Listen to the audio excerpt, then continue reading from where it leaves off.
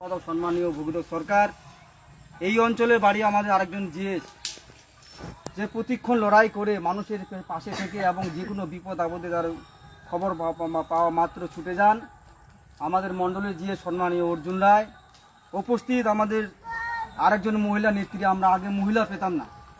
আমরা যদি কোনো জায়গায় মহিলার মিটিং করতাম বলতো আমার অনেক সংসারে কাজ চাপ সৃষ্টি, অনেক বাধা বিঘ্ন থাকে, তখন আমরা মহিলা পেতাম না। এখন সরকার এসেছে, অনেক মহিলা এসেছে, সেই সব থেকেই আমাদের কষ্ট করে এই দলটাকে বুকে আগলে ধরে এবং এই দায়িত্বটাকে পালন করে আমাদের মাঝে উপস্থিত আমাদের লক্ষ্মী মল্লিক, উপস্থিত আমাদের দমদমা অঞ্চলে আরেকজন আমাদের মেম্বার, রানিং মেম্বার সম্মানীয় তাপসী রায় কর্মকার, তাপসী সরকার, উপস্থিত আমার মহিলা মোর্চার পুরো টিম এবং আমার আরেকজন আমাদের এই বেলবাড়ি অঞ্চলের আমার মণ্ডলের সম্পাদক এবং খুব লড়াই, উনি এক তৃণমূলের সঙ্গে চোখে চোখ রেখে লড়াই করে এবং তিনি পরিবারের সঙ্গে আক্রান্ত, বিজেপি করাতে তা কেউ নয়, আমার দীপু রায়।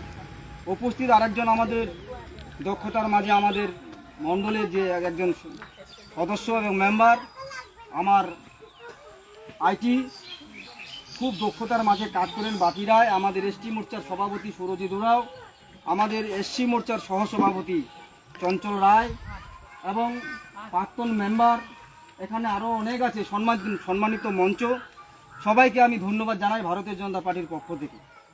আপনারা জানেন আমরা কিভাবে লড়াই করে এই বুথটাতে আমরা জিতেছি। আমরা এই বুথে বসলে পরে লোক পেতাম না, ভয়ে আসতো না। কারো সাংসারিক পরিবারের চাপ, কারো তৃণমূলের চাপ, মস্তানদের চাপ, গুন্ডাদের চাপ, বহু চাপে আমরা কেউ কিন্তু এই মাঠে আমরা ময়দানে বড় করে মিছিল এবং মিটিং করতে পারিনি। আজকে আপনারা দেখছেন বিজেপি সরকার আসছে জনগণের রায়ে, জনগণ হলো জনার্দন, তাই জনগণ রায় দিয়েছে বলে আজকে আমাদের পশ্চিমবাংলায় আমাদের একটা গেরুয়া ঝরে এবং যে আক্ষুষী রানী যে একটা সরকার ছিল, সেই সরকারটাকে দমন করে আজকে আমাদের জনগণের সরকার এসেছে। সেই সরকারের আমাদের মুখ্যমন্ত্রী সম্মানীয় শুভেন্দু অধিকারী মহাশয়। তাই আমি সবাইকে যারা চুপে চাপে এবং খোলা মাঠে ময়দানে যারা বিজেপিকে ভোট দিয়েছেন তার সবাইকে আমি ভারতীয় জনতা পার্টির পক্ষ থেকে সবাইকে গৈরিক অভিনন্দন এবং আপনাদের আন্তরিক শুভেচ্ছা। এতে এই যে আমরা সবাই মিলে পরিবর্তন চেয়েছেন বলে সব পরিবর্তন হয়েছে, আজকে একার দ্বারে পরিবর্তন করা সম্ভব নয়, তাই গল্পটার পরে হবে। তাই সবাইকে আরেকবার ধন্যবাদ। আপনারা জানেন আজকে আমরা কেন এসেছি। আজকে আমরা এসেছি আপনাদেরকে ধন্যবাদ জ্ঞাপন করার জন্য, আপনাদেরকে শুভেচ্ছা দেওয়ার জন্য। এই জন্য শুভেচ্ছা দিতে এসেছি যে আপনারা আমাদেরকে ভোট দিয়ে জিতিয়েছেন এবং এই বুথে আমাদের অনেক মার্জিনে ভোটে একটা লিড দিয়ে আমাদেরকে এখান থেকে ভালো সংখ্যায় একটা আমাদের ভোটের ব্যবধান দিয়ে আমাদের জয়যুক্ত করেছেন। তার জন্যই আপনাদেরকে আমরা ধন্যবাদ একটা জ্ঞাপন করার জন্য এসেছি। আর আমরা কেন এসেছি, আমাদের নতুন সরকার মাত্র 2 মাসও হয়নি, 1 মাসের শেষেই তার 2য় মাস পড়া মাত্রই আমাদের যে একটা বাজেট হলো, আগামী 22 তারিখে যে বাজেট, সেই বাজেটে এমন কিছু আমরা দেখতে পেলাম যে বাজেটে আমাদের স্বাধীনতা হওয়ার পরেও আমরা সেই বাজেট আমরা কোনোদিন পাইনি।